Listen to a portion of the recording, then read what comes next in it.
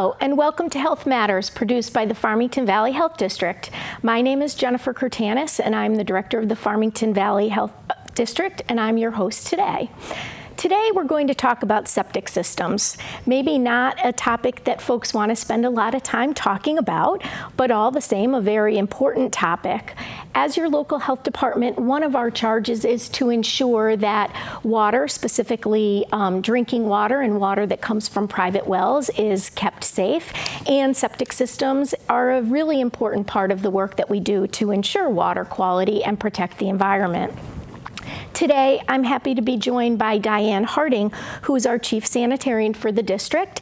Welcome, Diane. Hello. So for starters, why don't you tell us just a little bit about yourself and how long you've been working in public health and for the Farmington Valley Health District? Sure. I've been a sanitarian or an environmental health specialist for 36 years, 31 of those at Farmington Valley Health District. I started my career in Maryland, came up to Connecticut, worked in a couple towns, and then planted myself here in the Farmington Valley. Wonderful. So with that many years at the Farmington Valley, you certainly know a great deal about the 10 towns that we serve, the environments that we work in, etc. Yes, I consider myself a good resource. Yes, if I don't say so myself. I would consider you a good resource as well. So can you tell us, just for starters, a little bit about what a septic system is and how it works? Sure. Basically, a septic system is designed to accept all the wastewater from a house or a building and direct it into a septic tank where it gets stored, treated, and then it's dispersed out into a leaching field to where it eventually disperses into the surrounding soil. Back into. And so do we have a lot of septic systems in the Farmington Valley? I would say, guessing that we really have probably over 50% of the buildings or residences are on-site septic systems, maybe even up to 75%.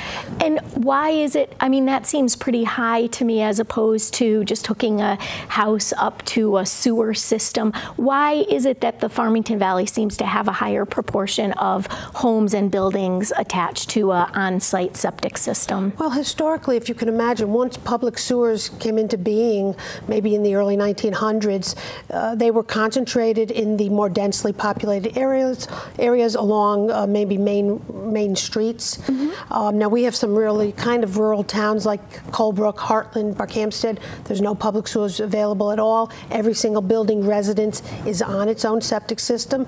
Then the more moderately sized towns, East Granby, New Hartford, maybe they have a little public sewers in the main roads, but everybody else is on a septic system. And then, of course, the bigger towns, Canton, Simsbury, Avon, Farmington for sure, have a lot of public sewers available that have stretched beyond the main arteries and into neighborhoods, and for different reasons. Mm-hmm. Maybe more dense, zoning and building. Yeah. So we've come a long way from the late 1800s, where raw sewage may have been just dumped directly into the groundwater or in gullies that ran along the sides mm-hmm. of streets, and we had diseases that were, contributed because of that type of improper disposal. Yeah, so we've come a long way there. So is it fair to ask, on average, how long a septic system is likely to last? I know that's kind of a tricky question, but... Yeah, it really, you can't put an age on a septic system. Mm-hmm. A lot depends on how it was designed, how it was installed, how it's used and maintained. But in general... If I had to say, it should be a good 15, 20 years or more for newer systems that are designed by the Public Health Code today. Right. And so are there things, knowing that septic systems do have a shelf life, if you will, are there things that homeowners can or should think about doing just to make sure that their septic system is properly functioning and maintained over the years? Oh, yeah. I mean, water conservation should be practiced anyway. Sure. This way you limit the amount of wastewater going into the septic system and inundating it. However, houses today are designed for 75 gallons a day of water per person. We figure 2 people per bedroom. So in say a 4-bedroom house, they're designed for 600 gallons a day. That's a lot of water. It doesn't mean you shouldn't still conserve water. Don't run it while you're brushing the teeth. Don't run it while you're doing dishes, do full loads of dishwashing, full loads of laundry, and a part of maintenance is also getting it pumped regularly. Maybe every 3 to 5 years, depending on the size of the tank, how many people in the house, if you have a garbage disposal.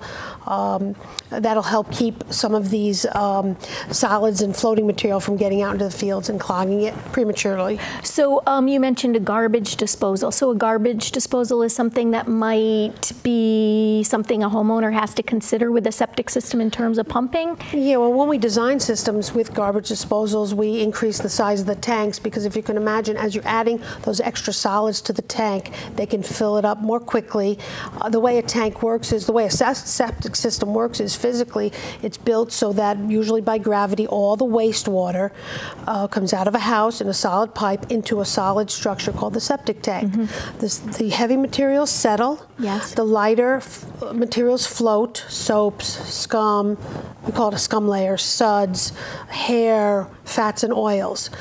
And the clearer liquid in the middle, we want to go out to the fields. Maybe some tanks have a filter that catches more particulate matter. And so if you can imagine you're adding more solids from a garbage disposal, those levels will fill up quicker. You want to get it pumped more often. Right. So in the event that a septic system begins to fail, what are some of the things that are indicative of a failing septic system? Well, a true failure, according to the Public Health Code, is sewage actually breaking out on top of the ground, backing up into a house, or a direct discharge into a storm drain or a waterway or on the ground. So those are very obvious.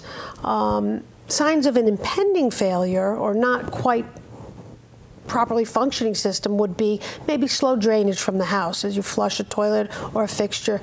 You know, it's like slowly draining. That could be signs of a clog or a broken pipe, but it also could be that the leaching fields are reaching their life expectancy. You might see some soggy grass in the springtime, some really lush grass being fed by nutrients. You may smell some odors. Odors are not always indicative of a failing septic system. They could be from other sources too. So we don't want people using the brightly colored green grass necessarily to locate their septic system, correct? That's right, that's right. So what are some ways that people can learn, like if you're a new homeowner, or you could be a homeowner and really not even have thought much about your septic system and its location.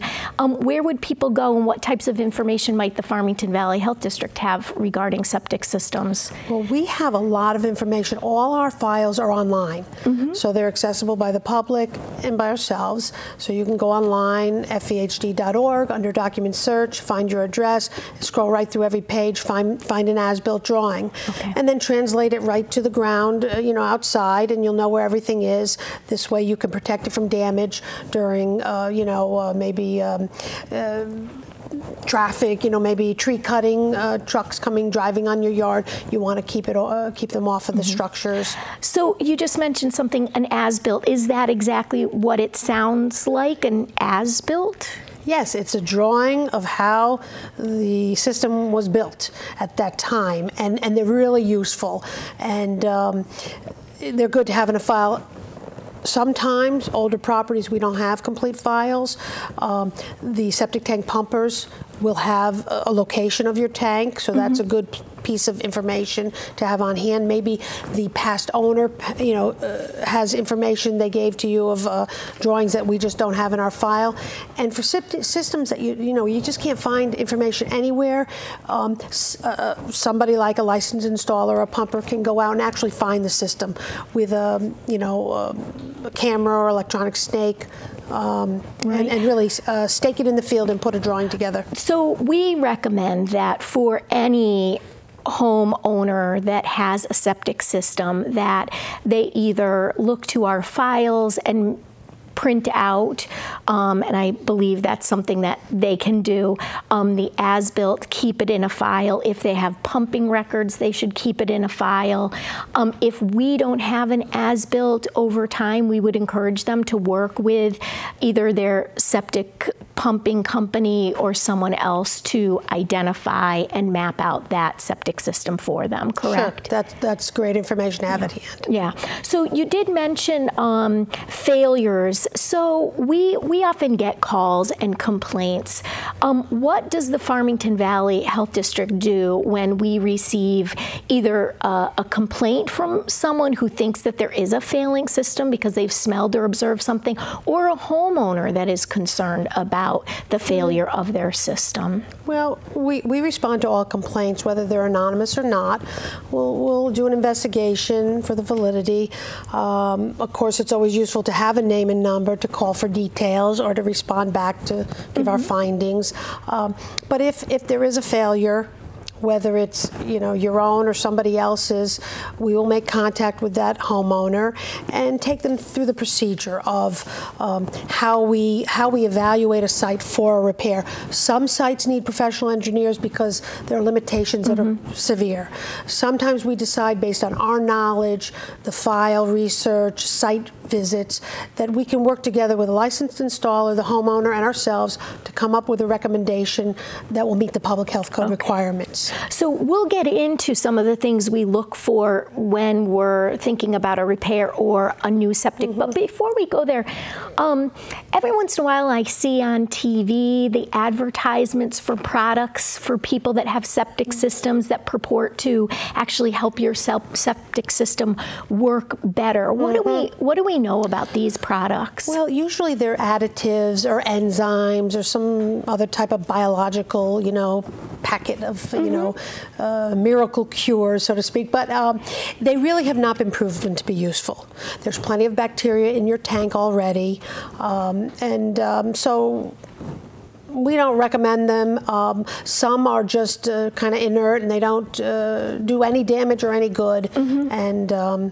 So it's best to just use your system as it was designed, pump it regularly, use it wisely, and if there is a problem, we can work towards a fix, a reasonable fix. Yeah, and you talk about there being,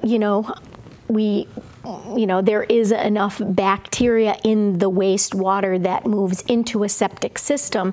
Once that liquid, after the solids settle and that liquid moves into a leaching field, what is the purpose of that leaching field? Is there further treatment of that water? Definitely. The liquid leaves the tank and it goes into some type of leaching system. Years ago it was mainly perforated pipe surrounded by stone. Then concrete galleries were used, long rows of hollow structures surrounded by stone. Then there were plastic units surrounded by stone that would fill up and accept the sewage. There could be dry wells, deep concrete hollow structures. They're really only used where it's really sandy and dry soil. And nowadays we have some newer technologies that are really innovative and provide a lot of leaching area. But once it goes into whatever type of leaching system is out in the soil, there's a natural biomap that forms a biomat. So the sewage would try to leach out through the stone and the biomat and get partially treated. And then through distance and time, more bacteria gets renovated out, and eventually, before it would reach any bedrock or groundwater, it's treated enough to be taken into the environment again. It's really recycled. Yeah. So there's a real science behind this, and I know the Farmington Valley Health District both is involved in approving septic repairs and also new septic systems. In either of those cases, what types of things you mentioned? Soil type, you mentioned bedrock. What are some of the things that you really have to pay attention to make sure that a system is sized and placed properly so that it won't negatively impact the groundwater? Well, the soil tests that we do or we witness when an engineer is involved in a site, a new construction, we dig test holes, deep test holes, and in those we're looking for bedrock depth, soil types, and groundwater level. This information is valuable. It kind of tells us how high or deep a system can go in the ground. Some systems need to be kept very high in select fill material, maybe even a pump is needed, depending on the terrain. Then we do percolation tests. That tells us the seepage rate, so many minutes per inch for the fluid to go through the natural soil. And that tells us how big a system is. If you can imagine, we don't want sewage right on top of bedrock. We have a 4-foot separation because it would be untreated sewage going right into fissures of bedrock, potentially right into a groundwater aquifer and then a well water. And also we don't want it going into the groundwater before it's renovated enough. And also it can't be sitting in groundwater because you can't add water to an already wet area. It just won't function right. It won't get treated. So there are, I would presume, what we call separating distances. So, how do we use that when we're either citing a repair or a new septic system? For new septic systems, we have a whole litany of separating distances that must be maintained. Property lines, wells, structures. On repairs, we have a little more flexibility of giving exceptions because we're constrained by the existing features. And so we do our best on repairs to make it code complying, but if we can't, we give exceptions that we know will not cause a nuisance or any subsequent problem. And one of the things that you mentioned earlier is there are specific regulations that govern this and certain assumptions that are built into the design of septic systems with conservative estimates. Like you mentioned, the number of people living in a bedroom, I believe, and the gallons of water. Right. So it sounds like there are some conservative assumptions built in along the way to really ensure that even if you can't, in an exception, meet all of them, that we have a lot, very high confidence that water quality would not be impacted. There are a lot of safety factors. Safety factors, okay. So that even if we have to encroach, for instance, on a well, the separating distance is 75 feet. If we have to encroach on it 60 feet, there was enough of a safety factor that we know that's going to be acceptable. Okay. So if you are a potential new homeowner in the Farmington Valley looking to purchase a home, we know that we have a high proportion of homes that are served by septic systems. What are some things that new homeowners should really be thinking about or ask when they're contemplating a home with a septic system? Oh yeah, it's really important. We get a lot of calls like that. Usually when somebody's buying a home, there's a home inspection done, and there really should be a thorough inspection of the septic system.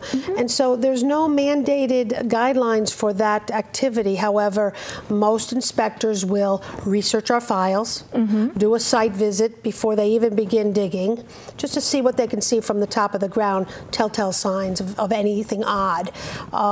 They may do a probe test where they probe in the leaching field area to see if water or sewage water comes back up under pressure. That's kind of a sign of something going on. They'll locate the septic tank. They'll uncover it, make sure it's accessible. They'll open up the lid. They'll look in. They'll see the water depth, how it is running, functioning right now, normally. Then they'll pump the tank. They'll look at the structure of the tank, make sure there's no defects. They'll see if there's any backflow of water from the leaching field. That's a sign that something's under pressure there. Then they may put some water down the system, maybe 100 gallons with a hose. See if it can accept it without breaking out in the ground or backing up. They may dye test it. If they see something out in a brook that's suspicious, maybe they'll put some dye in that outlet pipe of the septic tank, and if it surfaces out there, there's a direct discharge. But they'll put together a report, an evaluation, recommendations, and you know, hopefully it's a good report. If it's not, then you know something has to be done. But the real interesting thing I find is that if you get a good report, that's only for this moment in time. A year from now, something may happen. And I feel that if we don't have records on that lot or neighboring lots, homeowners, prospective buyers may want to know what they'd be looking at in a year if that system fails, because it may affect whether they buy that house or negotiate differently. A new system may be very hard to put on. There might be restrictions on water use.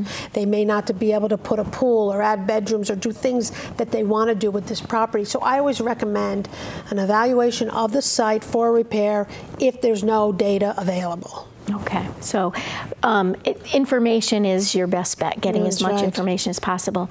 So in addition to getting involved with homeowners who may need a septic repair or for new homes altogether, there are some other things that the health department gets involved with relative to septic systems. Can you just give us kind of a summary of what those are? Sure. I think what you're talking about is when anybody wants to do anything on a property with a septic system, build a deck, put a pool in, make an addition, change the use, they need a building permit or a planning and zoning permit. And if it has a septic system, the towns, they're required to get our approval also.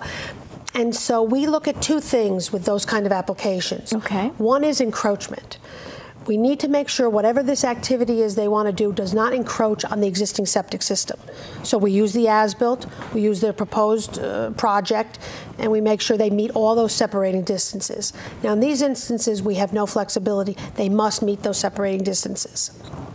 The second thing is, if there's a change in use, that means the flows from the house or the building are going to change. For instance, you want to go from a 3 to a 4 bedroom. You want to put an in-law apartment. You want to change a building from, say, an office to a restaurant. Increase flows. We want to make sure that that site can handle a code-complying system for that new use. We don't, in Farmington Valley, necessarily require that you install that new system, but we want to know if that old system, whatever it may be, fails, we have a code-complying area to go to, because it really would be wrong in many ways to allow additions to happen like this, increase in flows, and not have a suitable area to repair the systems properly. And just briefly, the change of flow is not necessarily a function of the square footage of a house, correct? That's right. What is it based on? For our residents, we base it on bedrooms, and we have clear definitions. I know years ago people used to use square footage of rooms and maybe closets in a room. We have a couple of factors we look at. We look at privacy, accessibility to a full or three-quarter bathroom. Those are things sometimes we look at because some houses, have these rooms that maybe have a bathroom adjacent or right along a hallway, and they're called, a library or a study, but we really would call it a bedroom. So we look at that very carefully on blueprints. Right. So one last brief question for you, and that is, I know there are situations where we might have to, or the homeowner might have to engage an engineer. Can you just briefly explain when the health department might require someone to engage an engineer versus us working with them to design a repair or a new system? Well, right now, all new construction, you need an engineer. It's required. Repairs, we use, the knowledge that we have from working here for decades, file information, site visits, to decide if there's something about the area that leads us to believe that between the licensed installer, the homeowner, ourselves, we can come up with a recommendation that meets the code. If there are severe limitations, whatever it may be, shallow bedrock, wetland soil, well radius issues, topography, whatever it may be, slow percolation rate. We try to work with it, amongst ourselves, but sometimes we have no choice but to have an engineer get involved for their expertise. Right. So we have just a few more minutes. I want to really thank you for being here today. Because the health department does have so many septic systems within our district, we want to first let homeowners know that we are a resource to them. If they have any questions, they can call us, ask us. We would strongly encourage homeowners to get their as-built and learn as much as they can about their septic system. And we also have online files through fehd.org if people want to search a document or an address to learn more. So that's if you're a homeowner or even a potential buyer of a property. So we'll help people navigate that as well.